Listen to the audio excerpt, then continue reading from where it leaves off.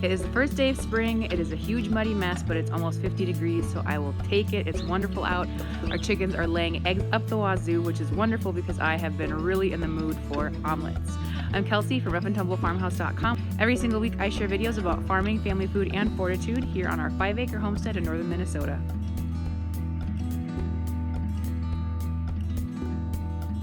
So cast iron has a little bit of a learning curve if you haven't really used it a lot.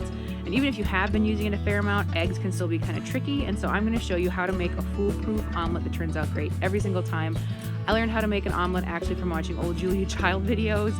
And her method is obviously tried. She's Julia Child. They're tried and true and works great. And you get a delicious, tender omelet by using this method. All right, let's make an omelet. So to start, get some oil in your pan. I just use olive oil. You can certainly use coconut oil or whatever fits your fancy. Olive oil is just what I have, usually in abundance. So get your pan heating up, and while it is warming, to right about medium, prep your other ingredients. So get your eggs cracked here. I like to use a mug because we have tons of mugs, and so if it's dirty, it's not like I'm using one of my nice measuring cups or something that I need later. So I like to whisk them up in a mug. If you're going to do other fillers like peppers or onions or mushrooms, you want to get those cooked ahead of time as well, because the actual cooking of the omelet itself takes literally just seconds. So we want to make sure all our ingredients are prepped, hot, and on hand. I'm just going to do a really simple cheddar cheese omelet here. I'm just making an omelet for my daughter Jane, who's 2.5, and for me for lunch, and I just can't be bothered to do anything fancier. A cheddar cheese omelet. You're also going to need a big wide spatula and a rubber spatula. Both spatulas, I really don't know the technical term for those really. I get confused by the whole spatula thing sometimes. Anyway, swish the oil around your pan. You want it nice and hot, but not so hot that it's steaming. And this pan actually could have been a little bit hotter. So we're going to make 2 omelets in this video. This is the first one that I'm just making for my daughter. So you really want it to start cooking pretty much as soon as it hits the pan. And this pan, again, it was just a little bit cooler than it should have been.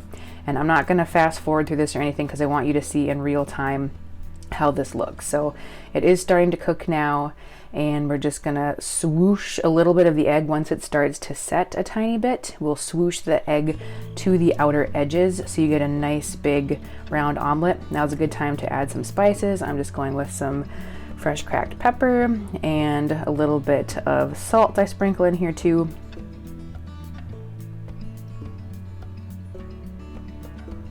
Okay, so that is about it. Once it's pretty much set but still a little bit jiggly, that is when you take your rubber spatula and loosen the edges all the way around. And then from there, you're going to take the big flat spatula and flip it. And flip, as Julia Child would say, with confidence.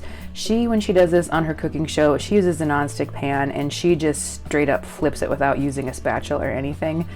But because we are using cast iron, we use more oil than I think she probably used. So, I mean, you can certainly go and try and flip it if you want, but I'd be a little bit leery of the oil splattering. And then go ahead and put your ingredients in. And if you can see, I'm holding this off the heat. Once you flip it, you take it off the heat immediately, or you're going to end up with tough overcooked eggs. So this never goes back on the heat once you flip it. And then your cheese, if you want to do, or your other ingredients too, if you want to do more of a burrito omelet, put all the ingredients in the middle, fold over both sides. I typically do this kind of half moon situation. So I sprinkle cheese on the inside or your other ingredients, fold it over, a little bit of cheese on top, and then place another pan on top so it can melt down a little bit, and that just takes a couple minutes.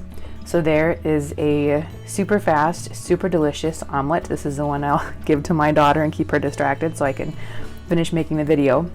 And I'll show you again a second time just where I have the pan so it's actually about the temperature it should be. So again, just adding a little more oil to the pan so there's just a nice sheen to it and kind of swooshing it around. Checking the temperature this time, adding the eggs.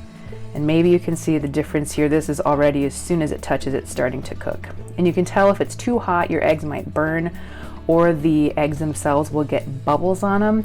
And this batch on the right hand side, you can see it's kind of bubbling a little bit, and those aren't great with your omelets because those bubbles are going to be really thin, and when you try and do your flip, then your omelet might not stay together. But this is, I'd say, a little bit closer to the actual temperature you want your pan to be, and it's going to be trial and error. You're just going to have to go for it, test it out, make a few omelets that don't look that great. The good thing is it will still taste fine even if it doesn't look exactly the way you want it to. So again, here I am adding some salt, some pepper, just swooshing a little bit of that last bit that isn't completely cooked around the edges, and then loosening it up. And again, you can see it's not totally set in the center. And then again, if you've got that confidence and just want to flip it, go for it. But I just use a nice big wide spatula like this, wiggle it under and flip. And if it does kind of fold on itself a little, just shimmy the pan and then flip the edge over as quick as you can. And then go ahead and add your ingredients. We use Tillamook cheddar. You can get it in big old bricks at Costco. It's so good, dangerously good. Shreds really nice. You can definitely eat a pound of it just when you're prepping your supper. So be warned. And then fold it over and you're done. And check out this pan. Aside from little bits of cheese I got to scrape off, perfectly clean.